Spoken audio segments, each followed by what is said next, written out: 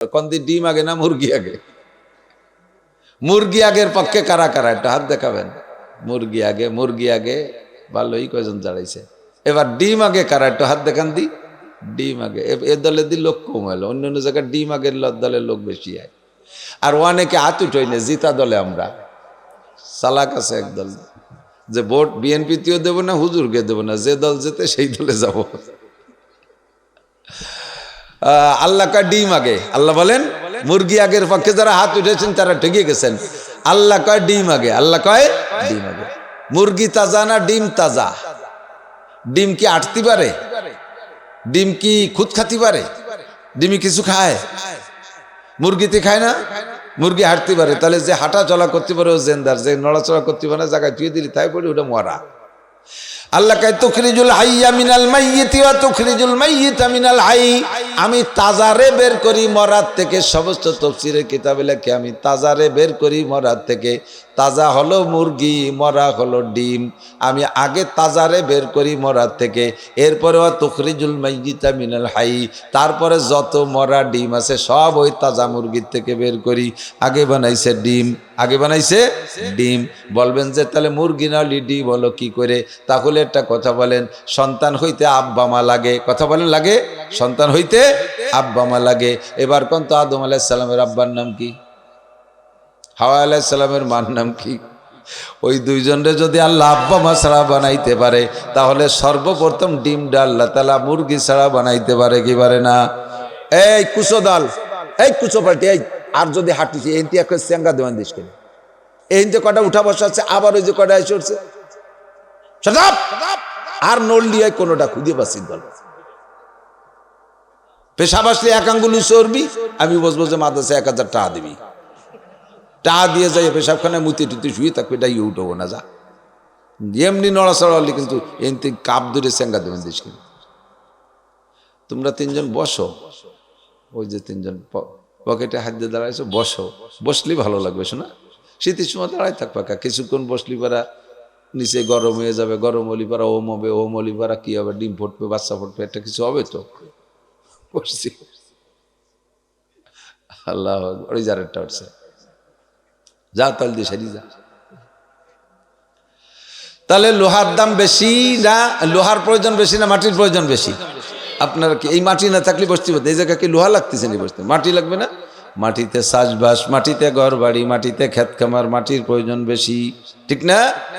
এবার মাটির দাম বেশি না লোহার দাম বেশি? লোহার দাম বেশি, মাটির দাম কম। 1 লাখ টাকা দিয়ে 1 কাঠা জায়গা কিনলে ওই বরাবর খুঁজতে খুঁজতে জাহান্নাম পর্যন্ত যত মাটি আছে সব আপনার, ঠিক না? 1 লাখ টাকায় কত লক্ষ লক্ষ টনকে টন মাটি। তাহলে মাটির প্রয়োজন বেশি, আল্লাহ এদের আরো সস্তা করে দেছে। কোনটিকে তুমি বলিবে মিথ্যা? এ যে বিশ্বপতির দান, এগুলো কার দান একটু বলেন না, কার দাম? লোহার মতো যদি মাটি দামি হইতো, তাহলে মাটি ব্যবহার কিনে ব্যবহার করা বড় কঠিন হয়ে যেত। এবার মাটির প্রয়োজন বেশি না পানির প্রয়োজন বেশি? পানির প্রয়োজন বেশি, ঠিক না? এবার মাটিও কিনে ব্যবহার করা লাগে, মাটি কিনা ছাড়া ঘর বাড়ি বানানো যায় না। কিন্তু নদ নদী খালবিল সাগর সমুদ্র ভরা অসংখ্য পানি, একটুও কিনা লাগে না। আল্লাহ পাক ফ্রি করে দেশে ওয়াজরে আসমান থেকে বৃষ্টি বর্ষায়। ওয়া আনজালনা মিনাস সামাই মাআন তাহুরা, আমি আসমান থেকে ওয়াকাতারে গ্যালনকে গ্যালন পানি তোমাদের জন্য দিচ্ছি, আর্সেনিক মুক্ত, আয়রন মুক্ত, লবণ মুক্ত জমজম পানির পরে পৃথিবীতে বৃষ্টির পানির চাইতে ভালো আর কোনো পানি হইতে পারে না। কথা কোন ঠিক কি ঠিক না? এই বৃষ্টির পানি ধরে খাবো, একটা পয়সা লাগে না। আল্লাহ কয় যে জিনিস তোমার জীবনে যত বেশি প্রয়োজন সে জিনিস আমি তত সস্তা সস্তা করে দিয়েছি। পানির নাম রেখেছি আমরা জীবন, তারপরও 2-3 দিন পানি না খাইলে বাঁচি। এবার পানির চাইতে প্রয়োজনীয় আর জীবনে কি আছে?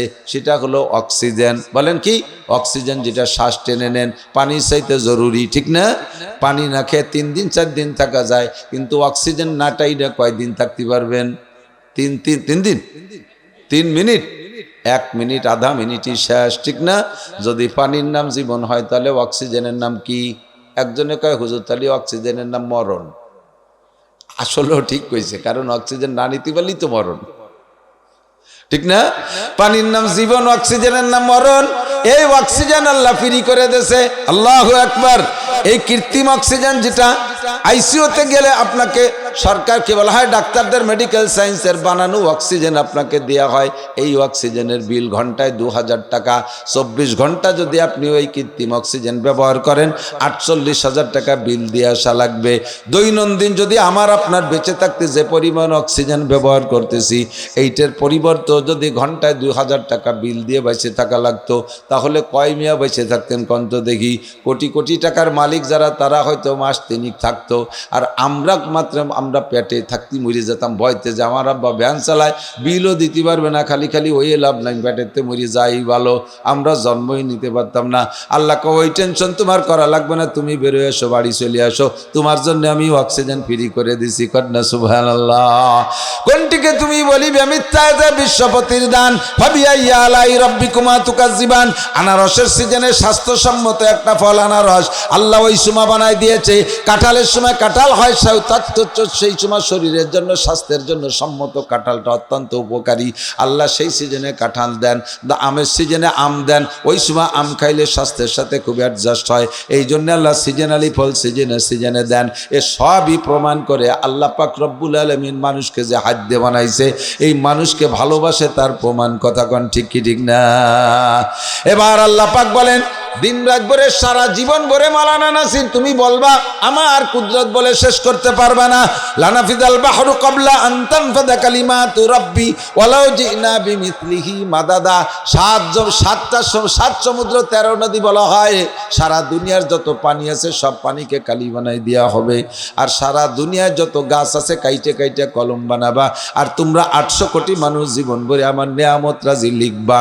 তোমাদের হায়াত শেষ হয়ে যাবে, পানি ডবল করে দেওয়া হবে কালি বানাইয়া, আবার শেষ হবে, তারপরও তোমরা আমার নিয়ামত রাজি লিখে শেষ করতে পারবা না।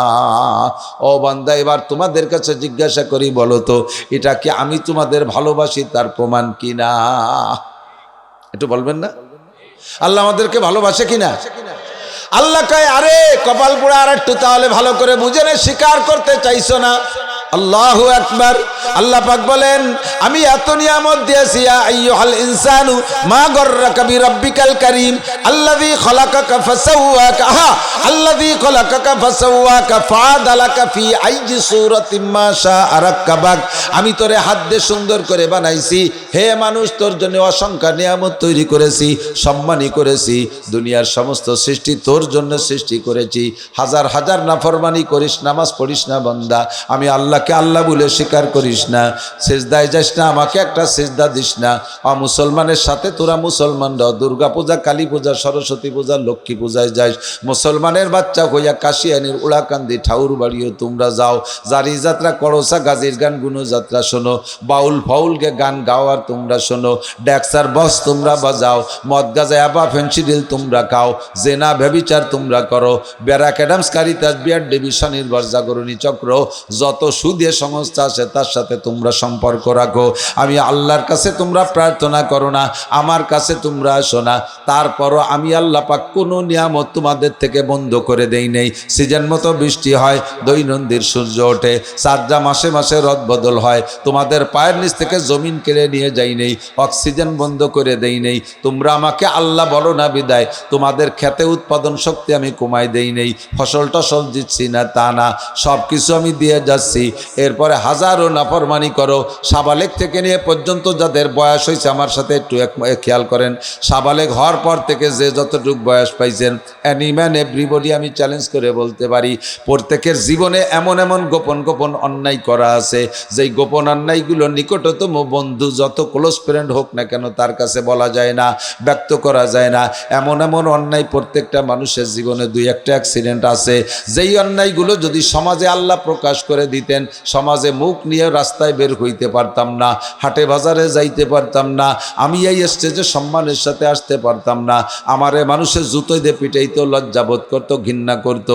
আমার আল্লাহর মহাগুণ সত্তার, আল্লাহ পাকের এক নাম হলো সত্তার। সত্তার মানে গোপনকারী। আমি আল্লাহ পাকের এত নিয়ামত ব্যবহার করে তার অসংখ্য নাফরমানি করি, তারপর আমার দোষগুলোকে আল্লাহ গোপন রাইখা সমাজ আমাকে মান সম্মানের সাথে ঘুরাইতেছে। এটা কি আল্লাহর ভালোবাসার প্রমাণ না? বলবেন না জি?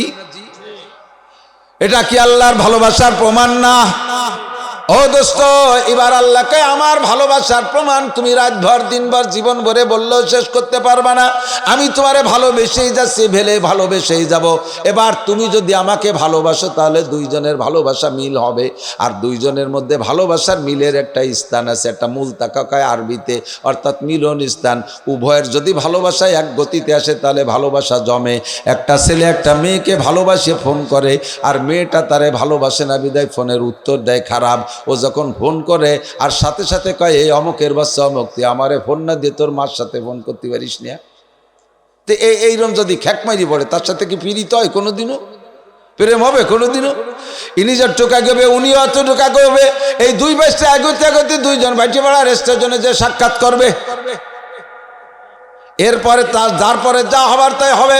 ভালোবাসা দুই প্রকার, বৈধ ভালোবাসা, অবৈধ ভালোবাসা। উভয় ভালোবাসার একটা রেজাল্ট আছে, একটা ফলাফল আছে।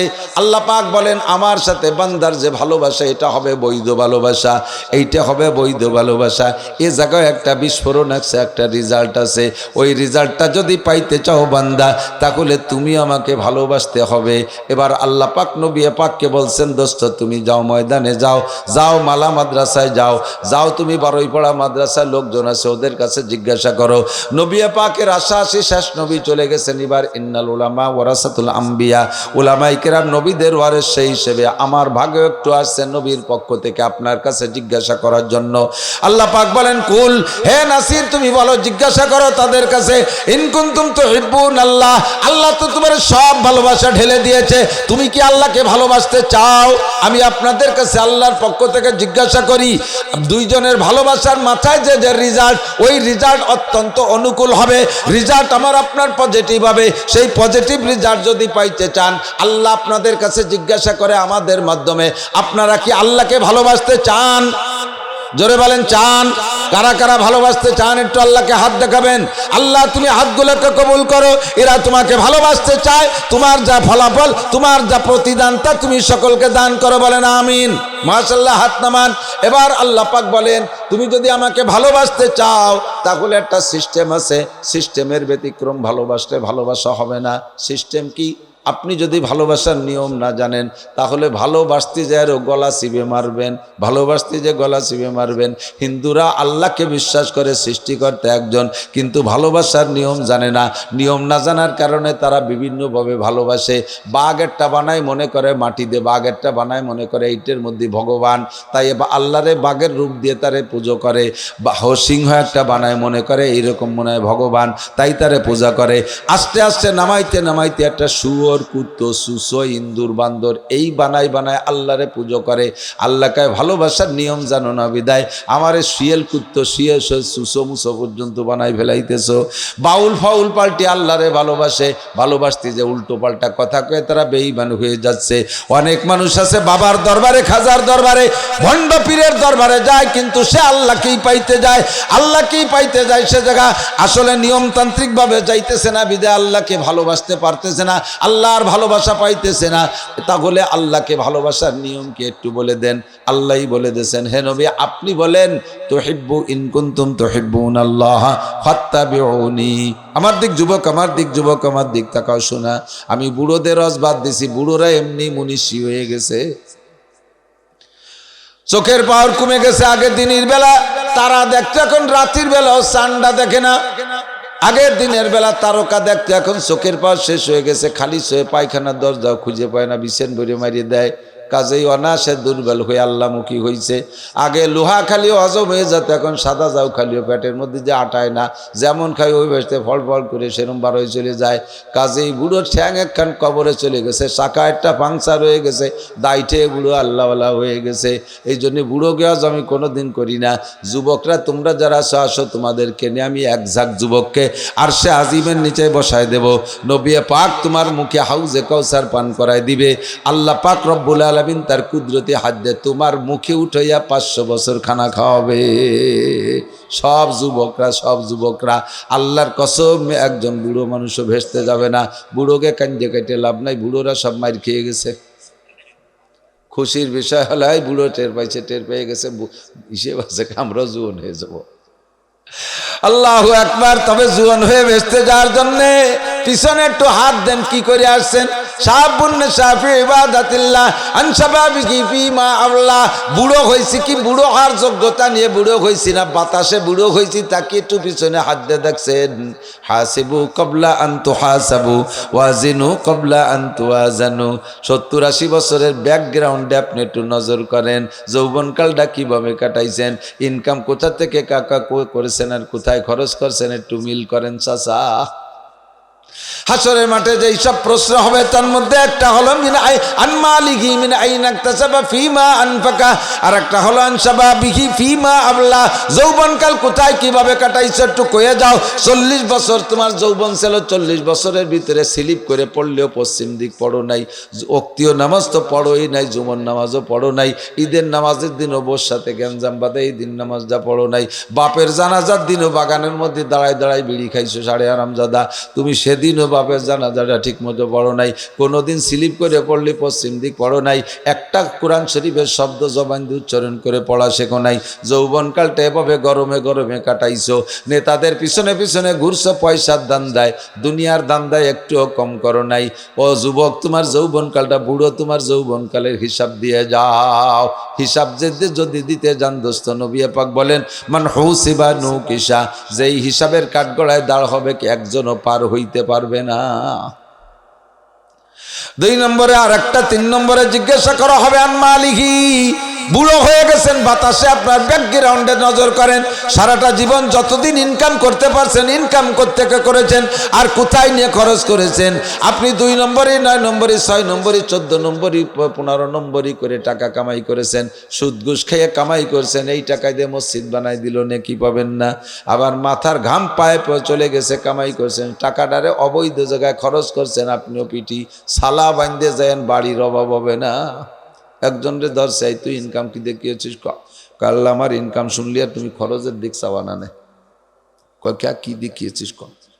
কয় যে শেষটা তুই তাহাজ্জুদ পড়ছি, ফজর পর্যন্ত জিকির করছি, ফজরের নামাজ জামাতের সাথে আদায় করছি তরিকা অনুযায়ী, ফজরের নামাজের পরে 2.5 ঘন্টা দাওয়াত ও তবলিগের কাজ করছি, ইশরাকার শাস্তের নামাজ পড়ে বাড়ি এসে সুন্নতি তরিকায় এক দস্তারখানে ফ্যামিলির সবাই মিলে বড় একখান খানসা বানাইয়া সুন্নতি তবলিগি তরিকায় খানা খাইছি। এরপরে ভ্যান খাট নিয়ে রাস্তায় গেছি, জীবনে কেউ সাথে প্রতারণা করে কামাই করি নাই, যে যা দেশে নামাই দেওয়ার পরে তাই নিয়ে খুশি রইছি। ভ্যান চালাইছি যখনই আজান দেশে আর প্যাডেল মারি নাই, মসজিদের কাছে ভ্যান কান দাঁড় করে রাইখা মসজিদে যে তকবিরুলের সাথে জামাতে নামাজ পড়েছি। এমন করে সারাদিন পরিশ্রম করে পয়সা কামাই করেছি, আল্লাহ রক্ত পানি করা টাকা। ঈশার নামাজ পড়া এরপরে সূরা ওয়াকিয়ার মুলুক পড়া আবারও পরিবারের সদস্য আমরা 4 জন এক প্লেটে সুন্নতি তরিকায় দস্তারখানা বিছায় খানা খাইয়া অজু সহকারে ডাইন কাতইয়ে শুয়ে ইস্তেগফার দুরূদ শরীফ পড়ে ঘুমাইছি। কও আল্লাহ, আমার জিন্দেগির ভুল কোন জায়গা করছি? জীবনে কোনোদিন পাশা বের করা প্যান্ট পরি নাই, কোনো সমিতির থেকে লোন তুলি নাই, কের কাছে কেরের সাথে সিটারি বাটপাড়ি করি নাই, কেনাকাটা করছি, বাকি কিনি নাই কোনোদিন, বাকি কিনলেও জাস্ট টাইমে সব লেনদেন পরিশোধ করছি, বউরে শতভাগ পর্দায় রাখছি, ছেলে মেয়েগুলোকে দিন শিখাইছি, নামাজ পড়াইছি, আলেম বানাইছি। বলো আল্লাহ, আমার জিন্দেগির কোন জায়গায় সমস্যা? আল্লাহ কয় না, তুমি ওকে golden A plus, thank you, welcome. টাকা তো কামাই করছো হালাল ভাবে, খরচ করছো কোন জায়গায় একটু তাই কও। কয় আল্লাহ, খরচের জায়গা একটু ঝামেলা আছে, শনিবারে সব টাকা কয়টা ব্যারাকের অফিসারদের দিয়ে দিছি। আল্লাহ কয় পিটি হয়, শস্যর তেল মাখাও নয়, মোটা একটা সালা বন্ধ বাড়ি হবে। কামাই করছো ভালো, খরচটা ভালো করো নাই, সুদের সমিতির থেকে লোন তুইলা সেই লোন পরিশোধ করছো, হালাল কামাই কইরা এটাও অন্যায় করেছ। তুই কয় তোর কি জিন্দেগি পয়সা করিস কি যে কি হচ্ছিস? কয় আল্লাহ, আমার খরচটা শুনলি তুমি থামিয়ে যাবা, আমার ইনকামের দিকে তুমি নজরই করতে সুযোগ পাবা না। দেই কি দিয়ে কি খরচ করছিস? কয় আল্লাহ, আমি জীবনে 1 টাকারও জাকাত বাকি রাখি না, একেবারে 140 40 ভাগের 1 ভাগ পাই টু পাই হিসেব করে জাকাত দিছি। প্রত্যেক বছর কুরবানির সময় সবচেয়ে বড় দুধে গরু বাজারের থেকে 10 লাখ টাকা দিয়ে কিনে কুরবানি কইরা মাত্র 5 কেজি আমার 1 ওক্তের গোশত রাইখে সব গ্রাম ভরে গরিব গুরাবাদের মধ্যে বন্টন করে দিছি। আল্লাহ কয় ওয়েলকাম।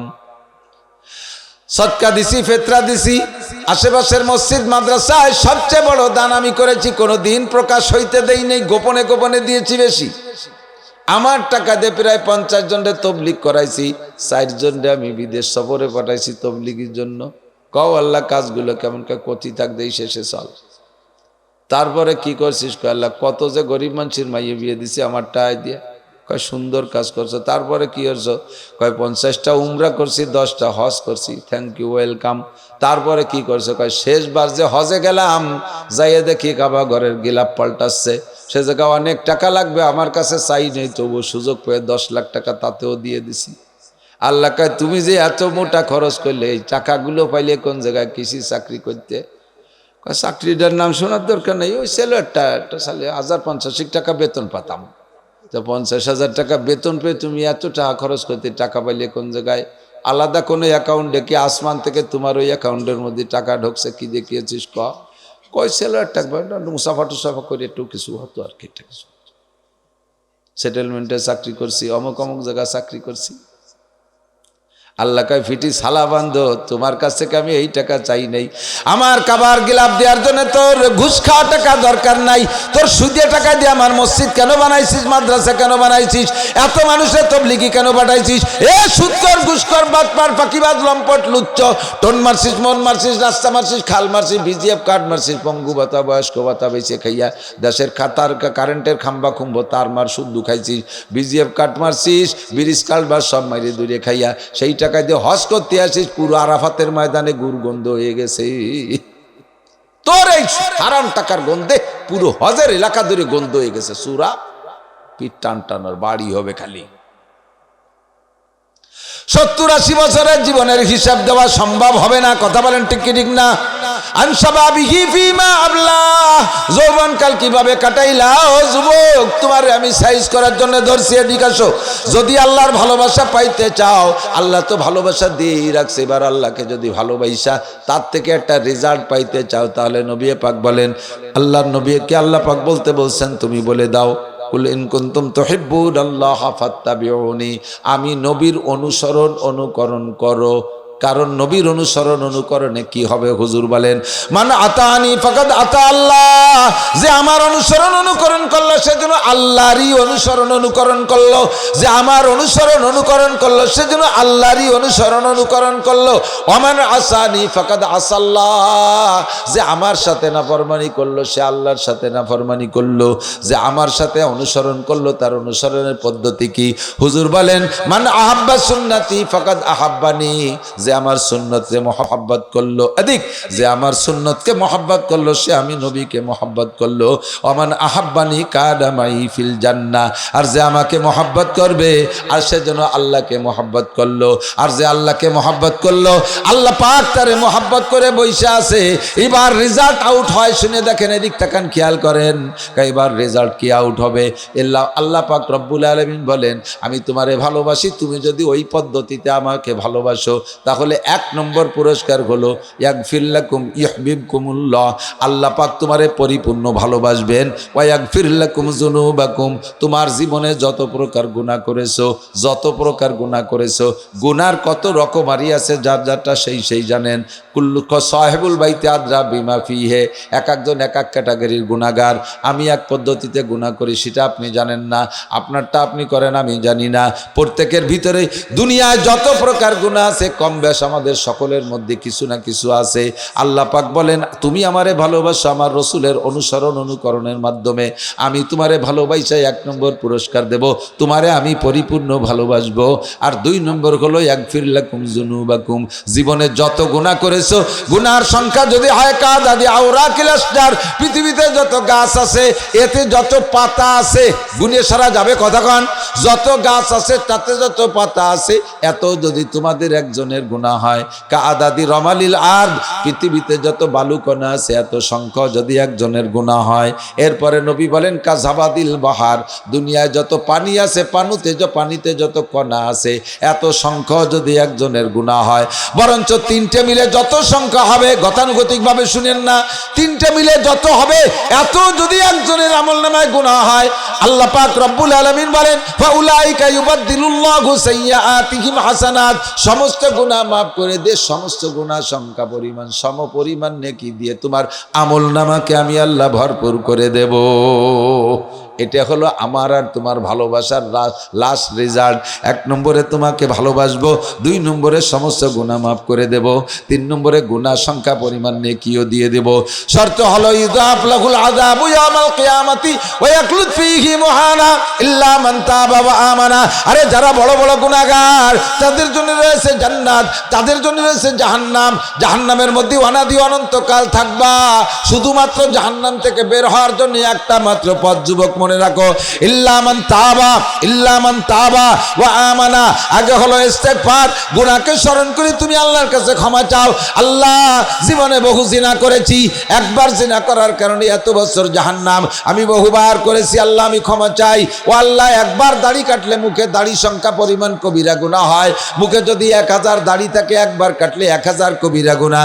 আর এই 1000 কবিরা গুনাহ প্রত্যেক 5 মিনিট অন্তর অন্তর একবার লেখা হইতে আছে। যতদিন পর্যন্ত দাড়ি কাটার থেকে তওবা করে জাগায় না আসবেন, অতদিন পর্যন্ত দাড়ি কাটা অবস্থায় ঘুমোয় থাকবেন। প্রত্যেক 5 মিনিট অন্তর একবার দাড়ি কাটার গুনাহ। নামাজ পড়তেছেন, নামাজের মধ্যেও 5 মিনিট অন্তর একবার দাড়ি কাটার গুনাহ। হজে তওয়াফ করতেছেন, তওয়াফের ভিতরে প্রত্যেক 5 মিনিট অন্তর একবার কবিরা গুনাহ, একবার করে দাড়ি সংখ্যা পরিমাণ গুনাহ। আপনি তিলাওয়াত করতেছেন কোরআন, তার মধ্যেও দাড়ি কাটার সংখ্যা পরিমাণ কবিরা গুনাহ। ঘুমিয়ে আছেন, সজাগ আছেন, উঠতেছেন, চলতেছেন, বলতেছেন, বসতেছেন, এত কবিরা গুনাহ নিয়ে আল্লাহর সামনে কিভাবে যাবেন? এর থেকে আপনাকে ফিরে আসতে হলে, এই গুনাহ থেকে বাঁচতে হলে, জাহান্নাম থেকে বাঁচতে হলে এক্ষুনি আপনাকে তওবা করতে হবে। আজকে রাত্রে বিছানায় যে ঘুমাবেন, ঘুমের সময় কি দোয়া পড়বেন? ঘুমের দোয়া পড়েন কি পড়েন না জানি না, নাকি মমতাজ মনির খান আলমগীরির গানের খিল কানের মধ্যে লাগাই দিয়ে গান শুনতে শুনতে ঘুমাও যুবক। যদি ওই অবস্থায় ঘুমাও, গান শুনতে শুনতে কানের মধ্যে ইয়ারফোন লাগাই দিয়ে গান শুনতে শুনতে ঘুমাও, ওই ঘুমের মধ্যে যদি তোমার মরণ হয়, আল্লাহর কসম তুমি জাহান্নামী, আল্লাহর কসম তোমার ইমানি মৌত নসিব হবে না। কানের থেকে ওইটা খোলো, অন্তর থেকে 3 বার পড়ো, আস্তাগফিরুল্লাহ আল্লাযী লা ইলাহা ইল্লা হুয়াল হাইয়ুল কাইয়্যুম ওয়া আতুবু ইলাইহি। শেষ ফিনিশিং বলো, আল্লাহুম্মা বিসমিকা আমুতু ওয়া আহইয়া। আল্লাহ তোমারই নামে মরিতেছি, আল্লাহুম্মা বিসমিকা, আল্লাহ হে আল্লাহ তোমারই নামে আমুতু মানে মরিতেছি, ওয়া আহইয়া বাঁচাইলে তোমারই নামে বাঁচবো, বাঁচলে তোমারই নামে বাঁচবো। আল্লাহ তোমার নামে মরিতেছি। আপনাদের আমাদের সকলের জানা আছে 2-4টা এমন অ্যাক্সিডেন্ট, এলাকায় অমক রাতের বেলা ঘুমাইলো আর ঘুম থেকে ওঠে নাই, ঘুমের মধ্যে মইরা গেছে। এমন মরণ 2-1টা জানেন কি জানেন না? এই মরণটা কি শুধু যে মরছে তারই জন্য খাস, না আমারও ভাগ্যে হতে পারে কি পারে না? আজকে রাত্রে যে বিছানায় ঘুমাবা যুবক, আল্লাহর কসম, আল্লাহ বাঁচাইলে উঠবা, নইলে উঠতে পারবা না। ঘুমের মধ্যে তোমার মরণ হইতে পারে। তুমি কোন হালাতে মরলে? নবী পাক বলেন, তামুতুনা কামা তাহইয়াউন ওয়া তুহশারুনা কামা তামুতুন। তোমার জীবন যাপন যেমন হবে, মরণ তোমার তেমন হবে। দাড়ি কাটা জীবন যাপন, মরণ হবে দাড়ি কাটা। ওয়া তুহশারুনা কামা তামুতুন, যে চেহারায় মরবা ওই চেহারায় উঠবা। তুমি কেমন প্যান্ট পরে ঘুমাইছো, জীবন যাপন তোমার যেমন পাশাবে বের করা প্যান্ট পরা, মরণটা যদি ওই প্যান্ট পরা অবস্থা হয়, তোমারে সাদা কাপড় পরা কবরে দিল, হাসরের মাঠে তুমি পাশা বের করা প্যান্ট পরে উঠবা। তুমি সুদখোর অবস্থায় জীবন যাপন চলতেছে, ওই অবস্থায় তোমার মরণ হবে, আর ওই সুদখোরদের কাতারে তুমি উঠবা। ঘুষখোর অবস্থায় জীবন যাপন, ওই হালাতে তোমার মরণ হবে। তওবা তুমি করো নাই, ওই হালাতে মরণ হবে। হাসরের মাঠে ঘুষখোরদের সাথে তুমি উঠবা। জিনা করার অভ্যাস তোমার, এখনো তওবা করো না, জিনার নেশায় আছো, জিনার ধান্দায় আছো, ওই অবস্থায় মরণ হইলে তুমি জিনাখোরদের কাতারে জাহান্নামে উঠবা। হে বেপরদা মহিলা, দিনের বেলা বেপরদা করো, পরপুরুষের সাথে দেখা সাক্ষাৎ করো, এই হালাতে তুমি তওবা করো নাই, আর খাস পর্দার মধ্যে যাও নাই। তুমি এখন মারা গেলে তোমাকে যদিও সাদা কাপড় পরা কবর দেয়া হবে, হাসরের মাঠে তুমি বেপরদা দাইয়ুস বেশ্যা মহিলাদের সাথে তুমি জাহান্নামে যাইবা, হাসরের মাঠে তুমি উঠবা। একটু চক্ষু বন্ধ করে কল্পনা করো বান্দা, কাল সকাল পর্যন্ত বাঁচবো কিনা তার কোনো গ্যারান্টি নাই। কাজে আজকে রাত্রে আমাকে তওবা করতে হবে। আল্লাহ পাক বলেন, ইল্লা মান তাবা, শুধুমাত্র যারা তওবা করে, ওয়া আমানা, আর আল্লাহর প্রতি বিশ্বাস রাখে। কি বিশ্বাস? আল্লাহ আছে, জান্নাত আছে, জাহান্নাম আছে। জোরে বলেন আছে। আল্লাহ আছে, জান্নাত আছে, জাহান্নাম আছে, কবর আযাব আছে, মিজান আছে, হাসর হবে, পুলসিরাত আছে, আর হাউর গেলমান সবই আছে আখিরাতে। এগুলো সব আমাদের জন্য আল্লাহ বানায় রাখছে। এর নাম হলো ঈমান। ওয়া আমিলা আমালান সালিহা, আর বাকি জিন্দেগি নেক আমল করে প্রস্তুতি নেয়। সিস্টেমটা হলো নবী পাকের তরিকা অনুযায়ী। আমার নবী কিভাবে নামাজ পড়ছে, সাল্লু কামা রাআইতুমুনি উসাল্লি, হুজুর বলেন আমাকে যেমন নামাজ পড়তে দেখো সেই রকম নামাজ পড়ো, নবীর নামাজের মতো নামাজ পড়ো, নবীর টুপির মতো টুপি পড়ো। টুপি ছাড়া নামাজ পড়লে নামাজ হয় কিন্তু দোস্ত সুন্নতের খিলাফ। আপনি কেন সুন্নতের খিলাফ করবেন? আপনার মাথায় টুপি দিতে এত খারাপ লাগে কে? এত খারাপ লাগে কেন? পুলিশের চাকরি করে, কত বড় খরার মধ্যে গরমের মধ্যে মাথায় ক্যাপ পরে রাখা লাগে। সেনাবাহিনীর চাকরি করো, বেতন পাও কয় টাকা, তার জন্য তুমি শক্ত লোহার হেলমেট মাথায় পরে থাকতে পারো, এটা তোমার সহ্য হয়। নামাজের মধ্যে 10-15-20 মিনিট মাত্র টুপি পরে থাকবা, তোমার মাথায় এত খারাপ লাগে কেন? নবীর টুপির মতো টুপি বানাও, নবীর পাগড়ির মতো পাগড়ি বানাও, নবীর মোষের মতো মোষ কাটো, নবীর দাড়ির মতো দাড়ি রাখো, নবীর পোশাকের মতো পোশাক বানাও। নবী মেশক করেছেন, নবী বিরাজ করেন নাই, নবীর দাঁতনের মতো দাঁতন করো। আরে নবীর খানা খাওয়ার মতো সুন্নতি তরিকায় দস্তারখানা বিছিয়ে খানায় খাও।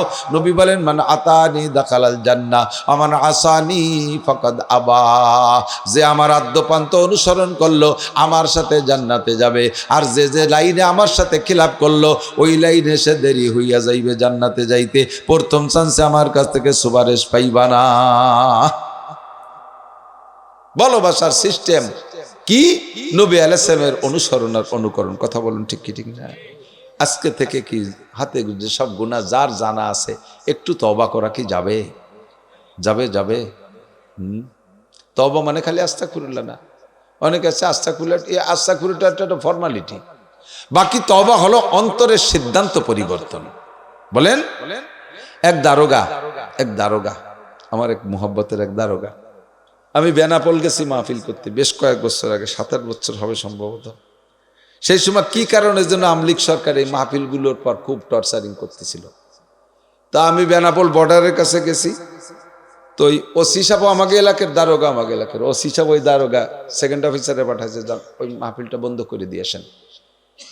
ইন্ডিয়ার বর্ডারের দ্বারে যে হুজুররা কি করতে কুই কইটবে নিচ্ছে, ওই পাশে বিএসএফ ওয়ালারা গুলিয়ে ফেলাই দিবে না, মাহফিল বন্ধ করে দিয়েছেন।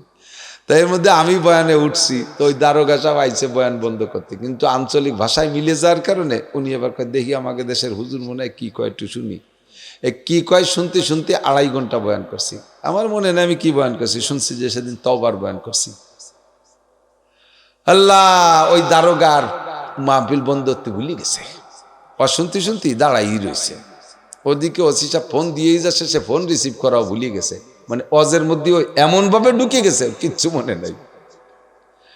পরে আমি নামার সাথে সাথে দৌড়ে এসে বড় জোয়ান আমারে গলা জড়াই ধরিয়ে এই কান্না কারে কয়, নাকে শিয়ে না চোখের পানিতে আমার পিঠ ভিজে গেছে, ছাড়তেছেই না, আংঠার মতো জড়াই ধরছে।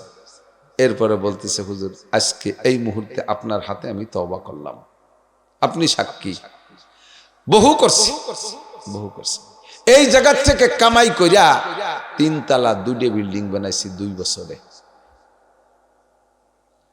2টা বিল্ডিং বানাইছি 3 তলা। আল্লাহে যদি মিথ্যে কথা বলি, এখনই ফোন দেব, শুনবেন কি কয়, আছে আমার সাথে লিংক আছে। তো আজকে থেকে তওবা করলাম, আর একটি পয়সাও খাবো না। এবং পরামর্শ দেন যে ওই বিল্ডিং এর কি হবে, তো আমার টাহার না, আমার আছে কিছু সামান্য, 12 জনের টাহার কি হবে, এ ফেরত দেবো কিভাবে? তো কি বলবো, কত জায়গাতে টাকা খাইছে, কয় জায়গা কারেন্টটা ফেরত দিতে কব। বললাম যে এই বিল্ডিং দুটো আপনি মাদ্রাসার নামে অক্ষ করে দেন, আর নিয়ত করেন যে আল্লাহ ফেরত দেওয়া তো সম্ভব না, খুচরো খুচরো টাকা, এই বিল্ডিং এর মাদ্রাসার থেকে যা নেকি হবে, যাদের টাকা তাদের আমল নামায় চলে যাক, আমার ওর প্রতি কোনো দাবি নেই। আর তুমি আমারে বাঁচার একটা পথ করে দিও হাসরের মাঠে, এছাড়া আর কি বলবো। সেই থেকে সে দারোগা সাহেবের সিদ্ধান্ত, 1 ওয়াক্ত নামাজও কাজা করে নাই, একটা রাতে তাহাজ্জুদও কামাই নাই। এরপরে একদিন বলতেছে হুজুর আজকে রাত্রে এক দল এসে আমার কাছে রাত্রে ঢুকছে, এসে বলতেছে, সে জানে তো যে আমি কায়দা মতো ঘুষখোর, একটা কেসে 8 লক্ষ টাকা আইনি আমারে একজন এএসআই সহ আসছে আমার কাছে, 8 লক্ষ টাকা নিয়ে। এএসআইয়ের ভিতরে একটু লোভ লোভ আসছে, স্যার আর কোনো স্যার জানে না, আমি আর আপনি ধরে ফেললাম। দেখো তুই ধরলি ধর, আর তুই ধরবি তো কাল সকালবেলা দেখবি যে তুই অ্যারেস্ট হয়ে গেছিস। এখন হাবিবকে, আরে নাম কই ফেলাইছি রে, দারোগার নাম হাবিব দারোগা, যা কইছি তা কইছি। সেটাই আর কি। তো এখন হাবিব রে 8 লক্ষ না 8 কোটি টাকা দিয়ে কিনতে পারবি না। তওবা করছি তো করছি। এরপরে সেই তওবার পর ঠিক থাকার জন্য দুনিয়ে আমল করে সে, যা আমাকে বলছে।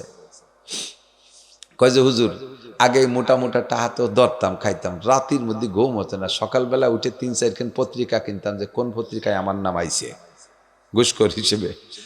পরাণ কাঁপতো সবসময়। আরে ঘুষ ছেড়ে দেওয়ার পরে আর পত্রিকাও কিনি না, এই শূন্য কোনো মতো খাবার দাবার নর্মাল খেয়ে দিয়ে শুয়ে পড়ার সাথে সাথে ঘুম এসে যায়, কারণ টেনশন না থাকলে তো ঘুমাবেই। এখন ওনার সিস্টেম কি, সকালবেলা আর রাতের বেলা মোমবাতি জ্বালায়, মোমবাতি জ্বালাইয়া সকালে যখন বের হয় তখন মোমবাতির সাথে হাতে স্যাক লাগাইতে লাগাইতে কাছে নিয়ে যায়, যখন দেখি যার অসহ্য তখন হাত টান দিয়ে বলি যে ও হাত, তুমি যদি দুনিয়ার এই মোমের আগুন সহ্য করতে না পারো, জাহান্নামের আগুনে সহ্য করতে পারবা না। কাজেই তুমি এই জাহান্নামের আগুন থেকে বাঁচতে হলে এই মোমের আগুনের থেকে শিক্ষা নাও। ওই জাহান্নামের আগুন তোমার গায়ে লাগবে যদি তুমি এই আগুনের কাজ করো, হারাম টাকা হাত দিয়ে ধরো। যেহেতু এই মোমের আগুন সহ্য করতে পারো না, কাজেই তুমি জাহান্নামের আগুনও পারবা না, এই জন্য হারাম টাকা হাত দেবা না। আত্মীয়ভাবে প্রশিক্ষণ দিই। ওদিকেও অনেক অন্যায় করেছি, এই জন্য জিব্বেরে মাঝে মাঝে ওই আগুন দিয়ে স্যাক দে, অজিব্বে পারবি, এর কাছে কাছে নিয়ে যখন পাইরি ওঠে না সে সময় জাকির দিয়ে কই যেহেতু এই আগুন খাতে পারবি না ওই আগুনও পারবি না, এই জন্য এই সুবুসির টাওয়ার খাবি না। জিব্বেরে শিক্ষা দেই, মাঝে মাঝে সরম গারে স্যাক দেই যে বহুত কাম করছো, এ যেহেতু পারবা না ও পারবা না, এই জন্য ফিরি আসো জায়গায়। ও দোস্ত, এর নাম তওবা। এর নাম কি? তওবা। এক ছোট্ট একটা কথা বলে দেয়, যুবক এদিক তাকান, তওবা করবেন, আপনার তওবা কবুল হয়েছে আর গুনাহ আপনার আল্লাহ মাফ করে দিয়েছে, এ বুঝবেন বুঝবেন বুঝবেন। এদিক তাকান, বোঝেন, মুরব্বীরাও বোঝেন। হাজ্জাজ ইবনে ইউসুফ নামে এক জালেম বাদশা ছিল, মুসলমান জাতে মুসলমান, কিন্তু জালেম বাদশা, মুসলমানদের উপর বহুত জুলুম অত্যাচার করছে। ওই হাজ্জাজ ইবনে ইউসুফ গেছে হজে। আমাকে বাংলাদেশিও বহুত ঘুষখোররা হজ করছে না, হ্যাঁ, ফ্যামিলি সহ আস্ত বিমার একখান ভাড়া করে নিয়ে যাইয়ে ওই জায়গা হজ করে। বাংলাদেশের তে হজ করতে যায়, এর পাশে তো যা যা করি এতটা ফেলি কইতে গোষ্ঠী শুদ্ধ আস্ত বিমান নিয়ে জাতি যেভাবে টাকা পয়সা, আবার হজের তে এসে বা সেই তালি শুরু করে দেয়। এখানে নাম হলো আলহাজ। এর নাম কি? আলহাজের মানে জানেন, মানে আগেও আলডু হয়ে গেছে, হজের তে আইসেও আলডু হয়, এর নাম হলো আলহাজ। তো এইরকম আলহাজ হাজ্জাজ ইবনে ইউসুফ জালেম বাদশা কাবাঘরের পাশে তওব করতেছে, কাবাঘরের পাশে তওব করতেছে। এই তওবের মধ্যে দেখে এক অন্ধ লোক, সেও তওব করতেছে আর কাঁদতেছে, অন্ধ, বিশ্ব কান্দা, ওর সিল্লেবাল্লা কান্দা ঠেলায় এই হাজ্জাজ ইবনে ইউসুফ ওর পাশে দাঁড়াই ওর ডেকে কাছে নিছে, আই একাদিশ কা একাদিশ একাদিশ কা। এই যে লোক কাঁদতেছে সে হলো অন্ধ হাজি। ইকো বন্ধু আরো তো ইকো দিছে কে, এই যে ওয়াজের মাইক ইকো দেয়নি, গেল গানের মাইক ইকো দিতে, এই যে ওরা মানে থিয়েটার চলে যে গটি গটি ফেলাইতে। আরে যজ্ঞ আর সময় বেশি নাই, তো এই ওরে ধরছে যে এই তুই কান্দিস কে। খেয়াল করতেছেন? সত্যি কি খেয়াল করতেছেন? হাজ্জাজ ইবনে ইউসুফ জালেম বাদশা তওবের ভিতরে অন্ধ হাজিরে দেখবে, এই তুই কান্দিস কেন? কয় কি হুজুর আমি জন্ম অন্ধ, আমি যে মার পেটিতে জন্ম নিয়েছি আমার মারে আজও দেখতে পারলাম না, এরপরে বড় হয়েছি আব্বার তো দেখতে পারলাম না, এরপরে বড় হয়েছি আমি বিয়েও করছি, আমার বউটা কেমন তা দেখতে পারলাম না, আমার 2-3টে ছেলে মেয়ে হয়েছে তাও আমি দেখতে পারলাম না, কিছু না দেখি কোনো দুঃখ নেই, আল্লাহর কোরআন দেখতে পারলাম না, এই দুঃখে কান্দি। আর আইসে হজ করতে আল্লাহর কাবাঘরটা কিরণ চোখ দিয়ে দেখতে পারি না, এই চোখ দুটো যাতে আল্লাহ খুলে দেয় সেই জন্য আমি কাঁদতেছি, এই চোখের জন্য কাঁদতেছি, আল্লাহ যেন আমার চোখ খুলে দেয়, আমি যেন এগুলো দেখতে পারি। হাজ্জাজ ইবনে ইউসুফ কয় তওব করছিস? ওই সবুজ বাতিতে ঘুরিয়ে ওই জায়গা আসলে এক গুল্লি, এরকম 7 গুল্লির নাম এক তওব, 7 গুল্লির নাম এক তওব।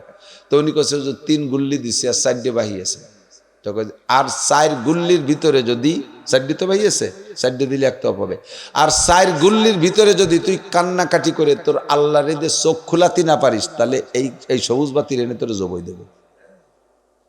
আর হাজ্জাজ ইবনে ইউসুফ যা কয় তা করে, এটা কিন্তু জালেম বাদশা তো এরকম করি বহুজন করছে। তুই জানিস আমি কে? আমি হাজ্জাজ ইবনে ইউসুফ। যদি আর 4 গুল্লির ভিতরে তোর চোখ খুলাইতে না পারিস আল্লাহকে দিয়ে কান্নাকাটি করে, তাহলে তোর এখানে জবাই দেবো।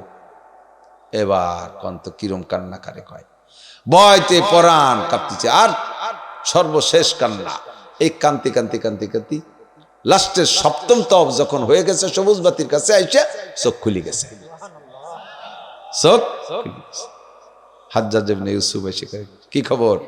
কয় হুজুর এই ধ্যান আমার চোখ খুলছে। কয় বছর ধরে ঘুরিস আর কান্দিস? কয় অনেকবার আসছি ঘুরি আর কান্দি। কান্দার মতো কান্দা ওই নেই, আজকের কাঁদছিস হলো জীবনের ভয়ে, মরণের ভয়ে কাঁদছিস। এইরকম কাদা যদি আগে কাঁদতি তাহলে অনেক আগেই ছুটিয়ে চোখ খুলে যাইত। তওবা করেন, আস্তাগফিরুল্লাহ পড়েন, আবারও সেই ঘুষ খান, আস্তাগফিরুল্লাহ পড়েন, আবারও জেনা খান, আস্তাগফিরুল্লাহ পড়েন, আবারও দাড়ি কাটেন, আস্তাগফিরুল্লাহ পড়েন, আবারও বেপরদা করেন, আস্তাগফিরুল্লাহ পড়েন, আবারও মাপে বেশি আনেন, মাপে কম দেন, দুধি পানি মিশান, আকাম সবই করতেছেন। ওই আস্তাগফিরুল্লাহ সেই আস্তাগফিরুল্লাহ না দুদু, ওই কানার আস্তাগফিরুল্লাহর মতো যদি আস্তাগফিরুল্লাহ হয় তাহলে আপনি সব কিছু থেকে ফিরে আসতে পারবেন, সব কিছু আপনার খুলে যাবে। আজকে একটু প্রাণ খুলে যায়, সকাল পর্যন্ত বাঁচবো না, আমাকে তওবা করতেই হবে। আর সিদ্ধান্ত নিতে হবে আমিলা আমালান সালিহা, নেকামল করার জন্য সিদ্ধান্ত। আজকে 1 নম্বর নেকামল 5 ওয়াক্ত নামাজ পড়বো ইনশাআল্লাহ। করার জন্য কি পাকা চিনতে নেই, ইনশাআল্লাহ করলে না পড়লে অসুবিধা নেই, তা জানা আছে সবাই। ইনশাআল্লাহ করার সময় আছে, আমি সেই দিবানি আগে নামাজের সাথে ইনশাআল্লাহ নাই, নামাজের সাথে হলো পড়বই 5 ওয়াক্ত নামাজ, 5 ওয়াক্ত নামাজ পড়বই। বলেন নাই? বলেন জামাতের সাথে পড়বই ইনশাআল্লাহ। ওয়াক্ত পাইলে এই ইনশাআল্লাহ হলো ওয়াক্তের সাথে। যদি কই বলেন ফজরের নামাজ পড়বই, ফজরের নামাজ পড়বই, তা পড়েন, হয়তো ওক্ত তো আসেনি, তা পড়বো কে? এই ওক্তর সাথে হলো ইনশাআল্লাহ, নামাজের সাথে কোনো ইনশাআল্লাহ নাই। রমজান মাসে রোজা রাখবই, রাখবেন না নাকি খাইয়ে গট গট করে ঘুরে বেড়াবেন? রোজা রাখবেন ইনশাআল্লাহ সুস্থভাবে রমজান পাইলে। বলেন ইনশাআল্লাহ সুস্থভাবে রমজান পাইলে। এই ইনশাআল্লাহ হলো সুস্থতার রমজান পাওয়া। যদি হতে মরে যায় তো তার রাহা লাগলো না। বলেন যাকাত দেবই ইনশাআল্লাহ, মাল হইলে ইনশাআল্লাহ হলো মালের সাথে, না হলে তো দেয়া লাগতেছে না। বুঝছেন তো ব্যাপারটা? তাহলে আমরা এই আমলগুলো মোটা আমল, আর নবী পাকের কয়েকটা সুন্নত একটু সিদ্ধান্ত নেন, দাড়ি কাইটেন না। যুবক তোমার জীবনের শুরু থেকে যদি তুমি দাড়ি রাখো তাহলে দাড়ির একটা কারামতি আছে, সেটা হলো দাড়িওয়ালাকে অনেক গুনাহ থেকে বাঁচায়, অনেক গুনাহ থেকে বাঁচায়। তোমার দাড়ি রাখার পরে দেখবা মেয়েরা তোমারে লাইক করতেছে না, মেয়েরা তোমারে লাইক করতেছে না, কাজেই তোমার চরিত্রটা কন্ট্রোল থাকবে। আর তুমি যদি চরিত্র কন্ট্রোল রাখো তাহলে কি হবে? আল্লাহ নিজে বলছেন আত-তাইয়্যিবাতু লিত-তাইয়্যিবিনা ওয়াত-তাইয়্যিবুনা লিত-তাইয়্যিবাত, আল-খাবিসাতু লিল-খাবিসিনা ওয়াল-খাবিসুনা লিল-খাবিসাত। কোনো নুচ্চ, কোনো ভালো মহিলা বিয়ে করতে পারবা না, নুচ্চর কবলে সতী মহিলা হবে না। আর কোনো অসতী মহিলা, কোনো দিনদার কি বলা হয় শতভাগ সতী পুরুষ পাবে না। না জেনাখোরের জন্য জেনাখোর, দুষ্কৃতিকারীর জন্য দুষ্কৃতিকারী। যদি তোমার যৌবনকে কন্ট্রোল রাখতে পারো সুন্নতের বদৌলতে, টুপি পরো, পাগড়ি পরো, জুব্বা পরো, দাড়ি রাখো, তাহলে তোমাকে সাধারণত মেয়েরা লাইক করবে না। এই লাইক না করার কারণে তুমি খারাপ কাজের ভিতরে ঢুকবা না। আর খারাপ কাজের ভিতরে না ঢুকলে তোমার পবিত্র চরিত্রটা পবিত্র থাকবে। চরিত্র যদি পবিত্র থাকে তাহলে তুমি বিয়ে করতে গেলে সতী মহিলা পাবা। আর যদি তুমি নিজেই আগের থেকে 2 নম্বরই করো, ইনশাআল্লাহ তুমি কোনো 1 নম্বর মাল পাবা না, তুমিও সেকেন্ড হ্যান্ড মাল পাবা, 2 নম্বর পাবা। তুমি ওই মক্কা শরীফ যে যদি বিয়ে করো তাও পাবা সেকেন্ড হ্যান্ড পর্যন্ত। মোটর সাইকেল 2 বেচা খাওয়ার পরে তার নাম সেকেন্ড হ্যান্ড না? এরকম সেকেন্ড হ্যান্ড মাল পাবা, কোনোদিনও 1 নম্বর ফার্স্ট হ্যান্ড পাবা না, কোনোদিনও ভালো মহিলা পাবা না। কোনো পুরুষও, কোনো মহিলাও যদি নিজের চরিত্রহীন না হও, কখনো কোনো ভালো চরিত্রবান পুরুষ পাইবা না।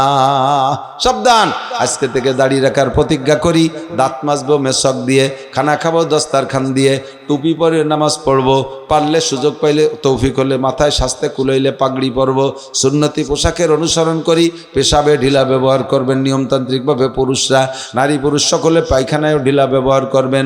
5 ওয়াক্ত নামাজের আগে পরে যে সুন্নত নামাজগুলো সেগুলো ঠিক মতো আদায় করবো তো ইনশাআল্লাহ। এই সবগুলোর ভিতরে নবী পাকের ইতাআত হবে। হুজুর বলেন মান আতাআনি ফাকাদ আতা আল্লাহ, যে আমার অনুসরণ করলো সে আল্লাহরই করলো। ওমান আসানি ফাকাদ আসাল্লাহ, যে আমার সাথে না ফরমানি করলো আল্লাহর সাথে, সে আল্লাহরই সাথে না ফরমানি করলো। আল্লাহ পাক রব্বুল আলামিন আমাদের নবী পাকের সমস্ত সুন্নতের ইতাআত করার তৌফিক দান করে, বলেন আমিন। মজলিসে যখন এসেছেন বাড়ির থেকে রওনা দিয়ে আপনার চোখের আড়ালে আপনি জানেন না কয়েকজন ফেরেশতা ঘুরে ঘুরে ঘুরে ঘুরে আপনার প্রত্যেকটা কদমের নিচে তাদের নূরের পর বিছিয়ে দিয়েছিল। আবার ফিরে যখন যাবেন, ওয়া ইন্নাল মালাইকাতা লা তাদউ আজনিহাতিহা রিদান লিতালিবিল ইলম, তালেবে ইলম মানে যারা দিন শিখতে ঘর থেকে বের হয়, তাই মাদ্রাসার ছাত্র হোক বা তবলিগের সাথী হোক অথবা ওয়াজের শ্রোতা হোক, সকলেই তালেবে ইলম। আপনাদের পায়ের নিচে নূরের ফেরেশতারা নূরের পর বিছায় দেয়, বলি সুবহানাল্লাহ। এই যে বিশাল ইনকাম, এটা কোনো জারি যাত্রা, কলসা, গাজীর গান, গুণযাত্রা, দুর্গা পূজা, কালী পূজা, সরস্বতী পূজা, লক্ষ্মী পূজায় যাওয়ার সময় এইরকম ফজিলত হয় না। বরঞ্চ সেখানে যাওয়ার সময় আপনার পায়ের নিচে আগে পিছে শয়তানে পর বিছিয়ে দেয়। এবারও সুবহানাল্লাহ। তো আজকে এখানে আসছেন, আপনারা ঠকছেন না, যেচ্ছেন বিশাল জেতা। কাজেই আবার আর একবার একটু আন্তরিকভাবে শুকর আদায় করি, আলহামদুলিল্লাহ। রজব মাসের চাঁদ ওঠা থেকে নিয়ে আজকে পর্যন্ত, এখন থেকে নিয়ে রমজান পর্যন্ত সকলে পারলে বেশি বেশি দোয়াটা পড়ব, কারণ দেখতেছি মানুষ টপাটপ করে মারা যাচ্ছে খুব বেশি। তো আল্লাহ পাক আমাদেরকে গত রমজান থেকে এ পর্যন্ত যেহেতু বাঁচায় রেখেছেন, দোয়া করি আল্লাহ রজব ও শাবানের বরকত আমাদেরকে নসিব করেন। দয়া করে রমজান মাসও আমাদেরকে নসিব করেন, বলি আমিন। রমজান মাস পাইলে আমরা আল্লাহর কাছে দোয়া করব, আল্লাহ এ রমজান যেহেতু পাইছি, দয়া করে আগামী রমজানটাও আমাদের নসিব করো। জীবনে অনেক অনেকবার রমজান মাস আমাদেরকে নসিব করো। রমজানের যে ফজিলাত উলামায়ে কেরামের কাছ থেকে শুনে থাকি, হাদিস থেকে হুজুররা বলে, রমজানে একটা নফল ইবাদত করলে একটা ফরজ ইবাদত অন্য মাসের একটা ফরজ ইবাদতের সমপরিমাণ নেকি আল্লাহ তাআলা দান করেন। রমজান মাসে একবার আল্লাহ বলে কমপক্ষে 70 বার আল্লাহ বলার নেকি পাওয়া যায়। রমজান মাসে একটা ফরজ আদায় করলে অন্য মাসের 70 থেকে 700 ফরজ আদায় করার নেকি আল্লাহ তাআলা দান করেন। রমজান মাসে যদি কোনো মোমেনের ইন্তেকাল হয়ে যায়, তাহলে আল্লাহ পাক তাকে কিয়ামত পর্যন্ত কবর আযাব দেন না। রমজানের বদৌলতে তার কবরটাকে জান্নাতের বাগান বানায় রাখা হয়, বলেন সুবহানাল্লাহ। এজন্য আমরা এই দামি মাসের অপেক্ষায় দোয়া করতে থাকবো, আল্লাহুম্মা বারিক লানা, পড়বেন না? আল্লাহুম্মা বারিক লানা ফি রজব ওয়া শাবান ওয়া বাল্লিগনা রমাদান। আল্লাহ রজব ও শাবানের বরকত আমাদেরকে নসিব করো, আর দয়া করে রমজান মাসে আমাদেরকে পৌঁছায় দাও, বলি আমিন। এই জায়গাটা কি ভিজে নাকি কেউ? তো কেউ বসলো না কেন? আগের থেকেই তো খালি দেখতেছি, কেউ পেশাব করছে না? আল্লাহ, সকলে বসি, বেশিক্ষণ কষ্ট দেব না আপনাদের। এক রাত আমাদের প্রতি রাত, এবং আপনাদের একটা আমাদের অনেকটা। প্রত্যেক বক্তা এই সময়, বক্তা সংকট চলতেছে বাংলাদেশে, আমি তো আজীব হয়ে যাই। বর্তমানে বাংলাদেশে মিনিমাম 5000 বক্তা বয়ান করতেছে। এই 5000 বক্তার অধিকাংশই প্রত্যেকে কমপক্ষে এক এক রাত্রে 2টা করে মাহফিল করে, কেউ কেউ 3টে 4টে 5টাও করে এক এক রাত্রে, দিন রাত মিলেয়া। এত বক্তা, তারপরও বক্তা খুঁজে পাচ্ছি না। বক্তা সংকট, বহু মাহফিল মিস হয়ে গেছে, দাওয়াত রাখতে পারি নেই, তারা এবার মাহফিলই করবে না। তো আলহামদুলিল্লাহ, প্রত্যেক বক্তাই প্রচুর পরিশ্রম করে, কত পারা যায়। ফায়াউমাম বিহাজবা ওয়ায়াউমাম বিল রুকাইকি ওয়াবিল উজাইবি ইয়াউমান ওয়ায়াউমাম বিল খুলাইসা। আগের রাত্রে আমাদের গোপালগঞ্জে 2টা মাহফিল করে রাত্রেই রওনা দিয়ে চলে গেছি, বিছানায় আর পিঠ দেয়নি।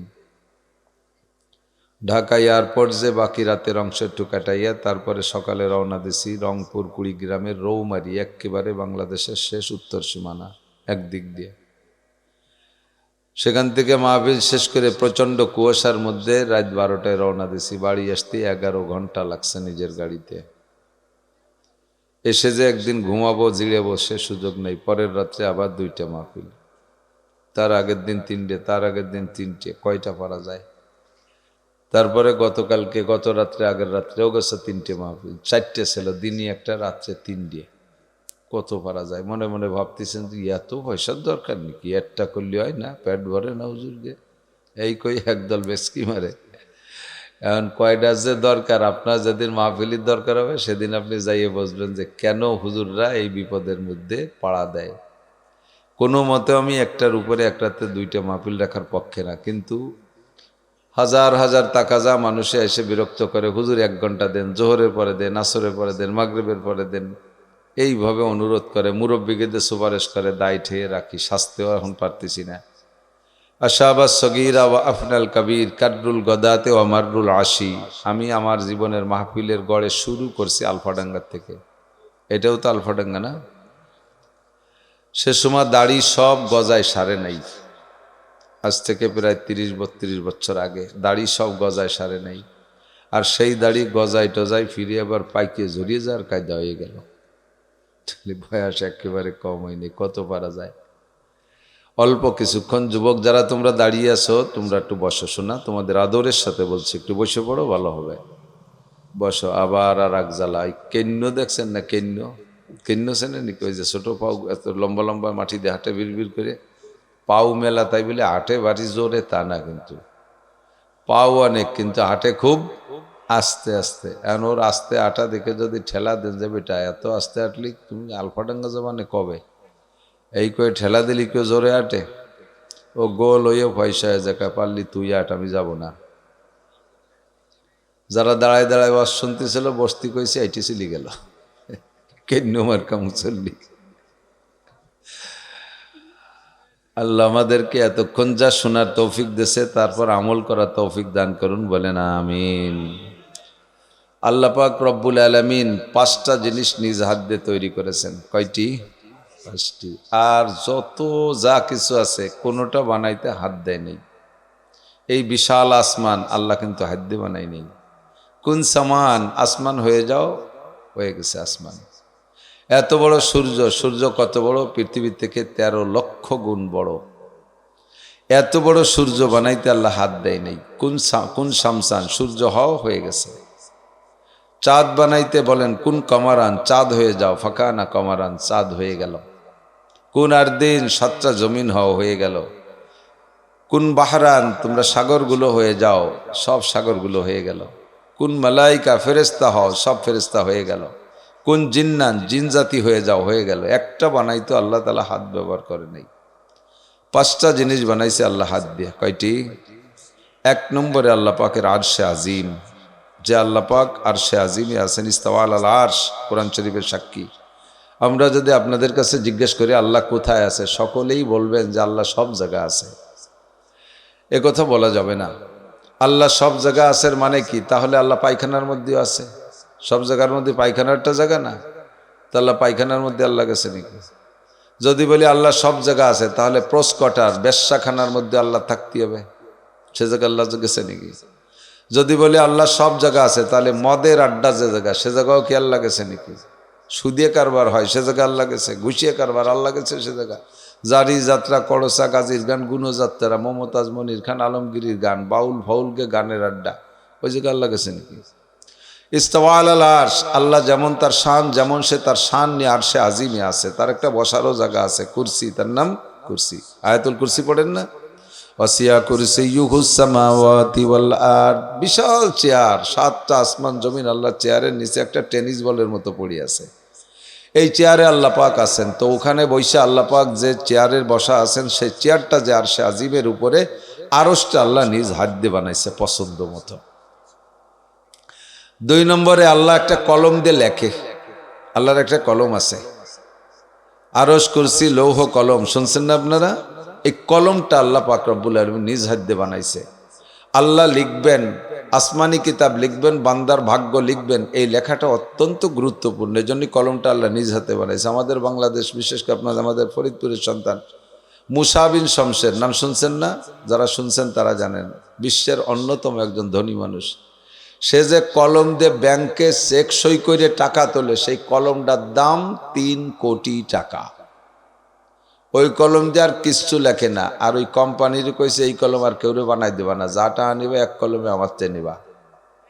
তো মুসা বিন শমসের ব্যাংকের চেকে সই করতে যদি এমন একটা কলম বানায়, 104খানা আসমানি কিতাব লিখতে, মানুষের ভাগ্য তকদির লিখতে আল্লাহ পাক যে কলমটা বানাইছে, সে কলমটা একটু আলাদা হওয়া দরকার কি না? কলমটা আল্লাহ নিজ হাতে বানাইছেন, বলেন না সুবহানাল্লাহ। তিন নম্বরে আল্লাহ পাক রব্বুল আলামিন যে 8টা জান্নাত ব্যবহার তৈরি করে রেখেছেন আপনাদের জন্য, আমাদের জন্য। আপনারা সবাই জান্নাতি, বলেন আলহামদুলিল্লাহ। নিশ্চিন্তে আপনারা জান্নাতি। মুসলমান যারা পড়েছেন আমার সাথে আরেকবার পড়ে, সন্দেহ থাকলে জান্নাতের খাতায় নামটা লিখে নিই। লা ইলাহা ইল্লাল্লাহু মুহাম্মাদুর রাসূলুল্লাহ। আল্লাহ ছাড়া কোনো মাবুদ নেই, মুহাম্মাদুর রাসূলুল্লাহই আল্লাহ পাকের আখেরি নবী। কথা বলুন ঠিক না? সন্দেহ আছে নাকি এর মধ্যে? সন্দেহওয়ালার আবার আছেন নাকি এর মধ্যে জানি না। অনেকের ধারণা যে গোলাম মোহাম্মদ কাদিয়ানী মনে হয় নবী। এই কুধারণা যার মধ্যে ঢুকছে, আপনি আবার তওবা করে কলেমা পড়ে মুসলমান হতে হবে, নইলে বিনা হিসাবে জাহান্নামী। বিনা আল্লাহকে 100 বার মানলেও কাজ হবে না। যদি রসুলকে, আমাদের নবীকে শেষ নবী না মানেন, নবী এবং শেষ নবী না মানেন, তাহলে আপনি কাফের। আল্লাহ মানলেও চলবে না, কোরআন মানলেও চলবে না, সব আমল করলেও চলবে না, যদি নবীকে আখেরি নবী না মানেন। গোলাম মোহাম্মদ কাদিয়ানীকে যদি সাথে নবী বলে আংশিক সন্দেহের সাথে মেনে নেন, তা আপনি বেঈমান। তা আপনারা সবাই জান্নাতি, বলেন সুবহানাল্লাহ, বলি আলহামদুলিল্লাহ, আর একবার বলি আল্লাহু আকবার। তো আল্লাহ পাক রব্বুল আলামিন মোমেনের জন্য যে 8টা জান্নাত বানাইছে, তার মধ্যে একটা জান্নাতের নাম জান্নাতুন নাঈম। একটা জান্নাতের নাম কি? ফেরদাউস। একটা জান্নাতের নাম জান্নাতুন নাঈম, আর একটা জান্নাতের নাম। তো জান্নাতুন নাঈমটা আল্লাহ হাত দিয়ে বানাইছে, ভরপুর নিয়ামতে ভরা। এইটা আল্লাহ হাত। তা ফেরদাউস বানাইনে না, ফেরদাউস আল্লাহ কোন করে বানাইছে, কিন্তু জান্নাতুন নাঈমটা আল্লাহ বিশেষ কারণে নিজ হাত দিয়ে বানাইছেন। 3 মনে রাখবেন, আমি একটা কথা বলবো বিদায় ক্ষেত্রে এই কথাগুলো বলতেছি। এই যুবকরা, তোমরা অনেক গেটের কাছে ভিড় করো কেন? তোমরা বসে পড়ো না। তোমরা যত তাড়াতাড়ি বসবা তত বসবো যে তোমার মারা ভালো মানুষ, তোমাদের মাদের কাছ থেকে তোমরা আদব শিখছো। আর দেরি করলে বসবো যে মারাই সমস্যা আছে। কাজে কাজে এই ভুলটুক মা পর্যন্ত টানিয়ে নিও না। 3 নম্বর। 4 নম্বর হলো মুসা আলাইহিস সালাতু ওয়াস সালামের তাওরাত কিতাব লিখেছে আল্লাহ হাত দিয়ে, বলেন সুবহানাল্লাহ। তাওরাত কত বড়! ওয়াহমিলু আসফারাহা 70 জামালান। মুসা আলাইহিস সালামের কাছে যে মূল তাওরাত আল্লাহ তাআলা নিজ হাতে পাথরে লিখে পাঠিয়েছিলেন, এটা এত ওজন যে মুসা নবীর জামানার 70টা উট লাগতো বইতে। এত ওজনওয়ালা কিতাব আল্লাহ নিজ হাতে লিখছে কলম দিয়ে। 5 নম্বরে সমস্ত মানুষের মাথা তৈরি করে আল্লাহ তাআলা নিজ হাত দিয়া। গলার নিচের টুক বানায় আল্লাহ ফেরেশতার মাধ্যমে, গলার উপরের টুক মুখমণ্ডল, মাথা আল্লাহ তাআলা নিজ হাত দিয়ে বানায়। গলার নিচের টুক বানানোর পরে ফেরেশতারা বলে, আল্লাহ আদম ও আদম সন্তানকে এতটুক না আর কোনো পার্শ্বতীর সাথে সংযুক্ত হবে? আল্লাহ কয়, আসল টুকি তো বাদ আছে। কয়, সেটুক কেমন? কয়, ওটুক তোমাদের বলেও লাভ নাই, তোমরা বানাইতে পারবে না। সেটুক হলো মাথার মুখমণ্ডল, বিশেষ করে মুখমণ্ডল। এটা বড় ইম্পর্টেন্ট অঙ্গ। একই টাইমে কোটি কোটি মানুষ থাকবে, 2টা মানুষের মধ্যে পার্থক্য প্রমাণ করার জন্য একটা অঙ্গ লাগবে, সেই অঙ্গটা হলো মুখের আকৃতি। 800 কোটি মানুষ আছে পৃথিবীতে, আল্লাহু আকবার, একটা মানুষের সাথে একটা মানুষের হুবহু মিল হয় না। কতক্ষণ? মানুষের পার্থক্য চিনতে হলে মুখের আকৃতি দেখা, এই পার্থক্যটা তৈরি করতে তোমরা ফেরেশতারা পারবা না। এখানে হাজারো লাখ কোটি কোটি মডেলিং আছে। আদম থেকে পর্যন্ত, এখন থেকে কিয়ামত পর্যন্ত যত মানুষ এসেছে আর আসবে, কোনো মানুষ সব মানুষকে হাসরের মাঠে এক জায়গা জমা করলে, অথবা এখনই যদি সব মানুষকে দুনিয়ায় একত্রিত করে দেওয়া হয়, একটা মানুষের চেহারার সাথে আর একটা মানুষের চেহারার মিল খাবে না। এই পার্থক্য তৈরি করেনওয়ালা জোরে বলেন কে? আল্লাহ কয়, আমি আর কিছু বানাই নাই, হাত দিয়ে 5টা জিনিস বানাইছি। যার প্রতি আমার হাতের ছোঁয়া আছে, তার প্রতি আমার মায়াও তত বেশি, তার প্রতি আমার ভালোবাসাও তত বেশি। সব কিছু ধ্বংস হবে, কিন্তু আমার এই 5টা জিনিস ধ্বংস হতে দেব না। কুল্লু শাইইন হালিকুন ইল্লা ওয়াজহুল্লাহ। সব কিছু ধ্বংস হবে, শুধু আল্লাহ পাক থাকবেন। আর আল্লাহ পাক রব্বুল আলামিনের আরশ থাকবে, আল্লাহ পাকের কলম থাকবে, আল্লাহ পাকের জান্নাতগুলো সবই থাকবে। ও দোস্ত, মানব জাতিরও এই আকৃতিটা আল্লাহর কুদরতি কলমে হেফাজত থাকবে। মানুষকে আল্লাহ ভালোবাসেন, তার প্রমাণ এটা। অন্য সব কিছু জিন ফেরেশতাকে আল্লাহ হাত দিয়ে তৈরি না করে মানুষকে আল্লাহ হাত দিয়ে বানাইছে, এটাই ভালোবাসার প্রমাণ। কতক্ষণ?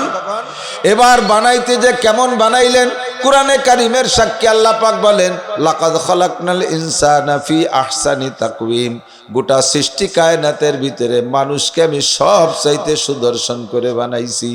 মানুষের চাইতে উত্তম আকৃতি উত্তম অবয়বে আর কোনো প্রাণীকে বানাই নাই। গোটা জগতের মধ্যে যত জায়গা যত সৌন্দর্য আছে সমস্ত সৌন্দর্যের সমাহারগুলো একটা মানুষ। মানব দেহের ভিতরে নদ নদী খাল বিল পাহাড় পর্বত জঙ্গল আসমান জমিন সব মানুষের মধ্যে আছে। একটা একটা করে বলতে গেলে বহু সময় লেগে যাবে। এক কথায় আল্লাহ কয় মানুষকে আমি সবচেয়ে সুন্দর করে বানাইছি। গঠন প্রণালী দেখো কি সুন্দর। চোখ দুটো যেখানে দরকার সেখানে দিয়েছি, কান দুটো সাইড মতো দিয়েছি, নাক দুটো জায়গা মতো দিয়েছি, মুখ খান তার পাশে দিয়েছি। মানুষে খানা খাইতে গেলে চোখ দেয়াকে দেখে পছন্দ হলো কি হলো না, এরপরে নাক দিয়ে শুকে দেখবে এটা বাসি না গান্দা, এরপরে মুখে দিতে হয়। কথা বলেন ঠিক কি ঠিক না? এবার এই তিনটে অঙ্গ যদি বিক্ষিপ্তভাবে তিন জায়গা থাকতো, চোখ দুটো যদি বগলের তলে থাকতো আর নাকটারে যদি পিছনে সেট করে দিত, এক অক্তের খাবার খাইতে 3 গুণ সময় লাগতো। আগে বগল উসরে লুকমা বগলের তলে চোখরে দেখানো লাগতো, ও চোখ তুই দেখিয়ে ক ঠিক আছে না নাকি। চোখে যদি হয় কয় হ্যাঁ কাকা ভালো আছে এবার খাতি পারেন। এবার পিছনে নাক রয়েছে, নাকরে লোকমা শুয়াতে তুই একটু শুয়ে দেখ দি বাসি না গান্দা, এরপরে ঘুরে আইনে মুহি দিতে হবে। তাহলে এক অক্তর খানা খাইতে 3 গুণ সময় লাগতো। আল্লাহ 3 ডেরে এক জায়গা সেট করে দেছে। লোকমা হাতে নিয়ে চোখ দিয়ে দেখবা, নাক দিয়ে শুকবা, সাথে সাথে মুখে ঢুকাই দিবা। কি চমৎকার সিস্টেম! কতক্ষণ নাড়ি বুড়ি আল্লাহ জাগা মতো রাখছে। নাড়ি বুড়ি পাকস্থলী মাথার মধ্যে দিলেও দিতে পারতেন। মাথার মধ্যে নাড়ি বুড়ি পাকস্থলীওয়ালা কোনো প্রাণী আছে? অবশ্যই আছে। চিংড়ি মাছের সব কিছু মাথার মধ্যে।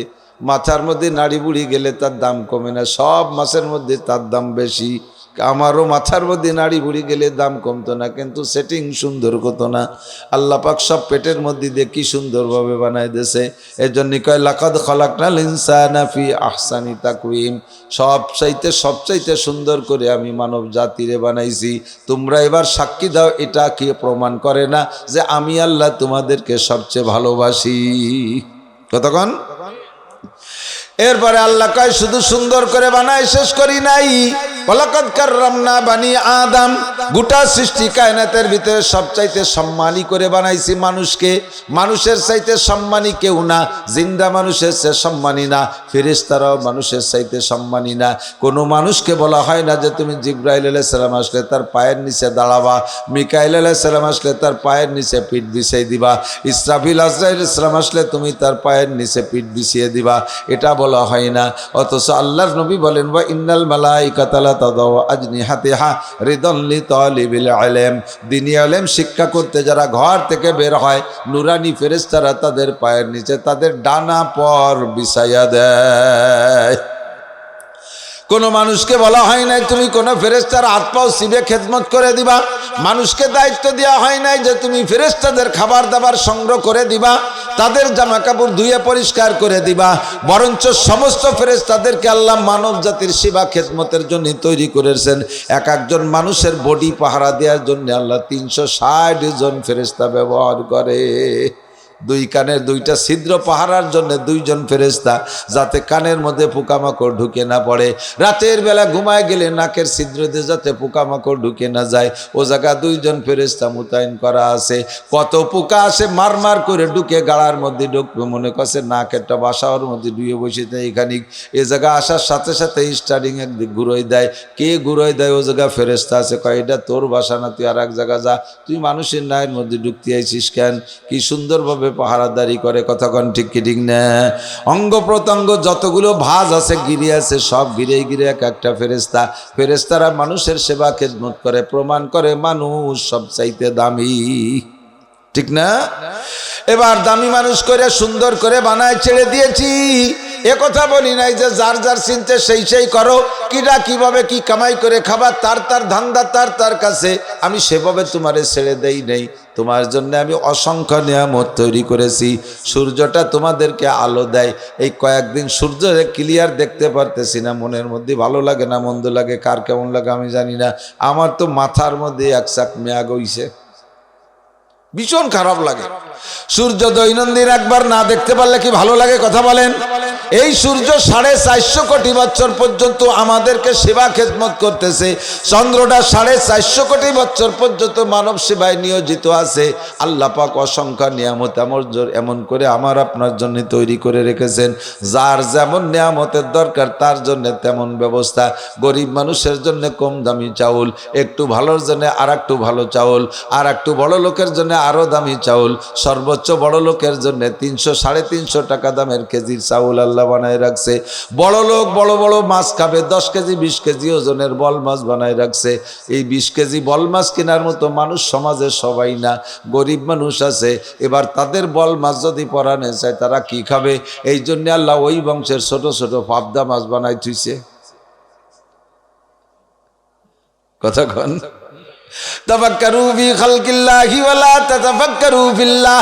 আল্লাহর সৃষ্টি নিয়ে গবেষণা করো, আল্লাহকে পেয়ে যাবা। ওয়ালা তাতাফাক্কারু ফিল্লাহ, আল্লাহরে পাওয়ার জন্য তুমি আলফা ডাঙ্গার বিলির মধ্যে দিয়ে ফাঁকা জায়গাতে দৌড়ে বেড়ালি, কোনোদিন খুঁজে পাবা না। তোমার ততটুক বুদ্ধি নাই, তোমার সেই ব্রেন নাই, তোমার হাত ছোট, তুমি অত বড় কলসের তলিতে কি আছে আজ দিয়ে খুঁজে পাবা না। কাজে আল্লাহর সৃষ্টি নিয়ে গবেষণা করো, দেখো কত সুন্দর। খেজুর খাইতে মনে চায়, একই খেজুর কত প্রকারের। 3000 টাকা দামের কেজি খেজুর আছে। আমি মৌলানা নাসির, আমার কিনে খাওয়ার ক্ষমতা আছে, কিন্তু আর একজন মানুষ সারাদিন ভ্যান চালাইয়া পাইছে 500 টাকা। ও 3000 টাকার খেজুরের কাছে যাইতে পারবে না, কিন্তু খেজুর তারও খাইতে পরানে চাইতে পারে, তার পোলাপানও খেজুর খাইতে চাইবে। আল্লাহ কয় ঠিক আছে, তোমারে 200 টাকা দামের খেজুর বানাই দিছি, ওইতে আইসরানি কিনে নিয়ে নিজে খাওগে, সাল মেরে খাওগে। কতক্ষণ আছে না নাই? 3000 3500 টাকা দামের লুঙ্গি আছে, তা পরারও লোক আছে। আবার 350 টাকা দামের লুঙ্গি আছে, তা পরারও লোক আছে। সব কিছু সুন্দর করে বৈষম্য করে আল্লাহ পাক রব্বুল আলামিন তৈরি করে রেখেছেন। মানুষের মধ্যে ক্যাটাগরি কেন করলেন? ওয়ারাফানা বা'দাহুম ফাওকা বা'দিন দারাজাত। মানুষের মধ্যে কেরসে কেউরে আমি দামি বানাইছি, কেরসে কেউরে ধনী বানাইছে, কেরসে কেউরে সম্মানী বানাইছে। যদি এমন না করে সবাই রে এক লেভেলের বানাইতো, সমাজের এত কাজ সম্পাদন হইতো না। মুসিরা জুতো বানাবে, বড় লোকরা পায় দিবা। তাঁতিরা কাপড় বুনবে, সবাই তা ব্যবহার করবা। কৃষকরা ক্ষেত খামারে ধান ফলাবে, সবাই তাই খাইবা। আবার বড় লোক শিল্পপতিরা ইন্ডাস্ট্রিজ কলকারখানা বানাইয়া মাইক মোবাইল টাওয়ার মার এগুলো যা দরকার বানায় দেবে, সাধারণ সবাই সেগুলো ব্যবহার করবা। কথা বলেন ঠিক কি ঠিক না? সবাই এক লেভেলের হইলে সব কাজ চলতো না। আল্লাহর পক্ষ থেকে বলা হয় লিকুল্লি ফান্নিন রিজাল। প্রত্যেক বিষয় আল্লাহ সুন্দর সুন্দর করে মানুষ বানায় রাখছে। যেভাবে বলি রাতভর বললে শেষ হবে না। প্রত্যেকটা জিনিস আল্লাহর রহমত। কতক্ষণ? মারাজাল বাহরাইনি ইয়ালতাকিয়ানি বাইনাহুমা বারযাকুল লা ইয়াবগিয়ান। দুইটা নদী একসাথে পাশ চলে, একটার পানি ঘোলা আর একটার পানি স্বচ্ছ।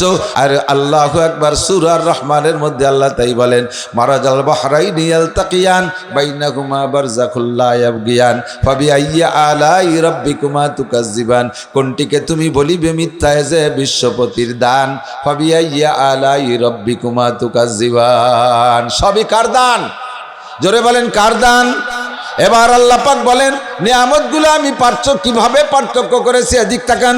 যেই জিনিসটা মানুষের জীবনে বেশি প্রয়োজন, ওই জিনিসটাকে আমি কম দামি করে দিছি, অনেকটা আমি ফ্রি সার্ভিস দিচ্ছি। বুঝতেছেন নাকি আপনারা? বুঝতেছেন তো? আমি কি আজে বাজে কিছু করছি নি? তার ঠিক কি আল্লাহ বুঝুন। একটু সামনের দিক চলেন, এক পাশে কচি যাই। যেই নিয়ামতটা মানব জীবনে বেশি প্রয়োজন, ওইটা আল্লাহ পাক কম দামি বানায় দিছে। যেটা প্রয়োজন কম, ওইটার দাম বেশি। কতক্ষণ? সমাজে লোহার দরকার বেশি না সোনার দরকার বেশি? সোনার প্রয়োজন বেশি না লোহার প্রয়োজন বেশি? লোহার প্রয়োজন বেশি, ঠিক না? পুরুষকে তো সোনার দরকারই নাই। এক চুল পরিমাণ, এক জাররা পরিমাণ স্বর্ণ অলংকার পুরুষে ব্যবহার করতে পারবে না। যারা স্বর্ণের চেন গলায় দাও, যারা স্বর্ণের চেন গলায় দাও, ভালো করে মনে রাখো, পুরুষরা তুমি কি গলায় দিচ্ছ? 5, 6টা 8টা 10টা শুয়োরের বাচ্চায় যেটা মালা বানায় গলায় দেওয়াও যা, স্বর্ণের চেন পুরুষই গলায় দেওয়াও তাই। এই যে ছোট ছোট শুয়োরের বাচ্চা, শুয়োর আছে না? এই যে বটপট করে ফুটতে চালে থাকে শুয়োরে আটা আর বাচ্চা বেরোতে এই একটুক একটু ইন্দুরির মতো তা ওরির কুড়ি আনিক দে দড়ি দিয়ে বাঁধে মালা বানাইয়া গলায় নিয়ে কি যায় যাবে? তা যেমন না যায়, স্বর্ণের চেন পুরুষে গলায় ব্যবহার করে এরকম না যায়। আংটিও ব্যবহার করতে পারবেন।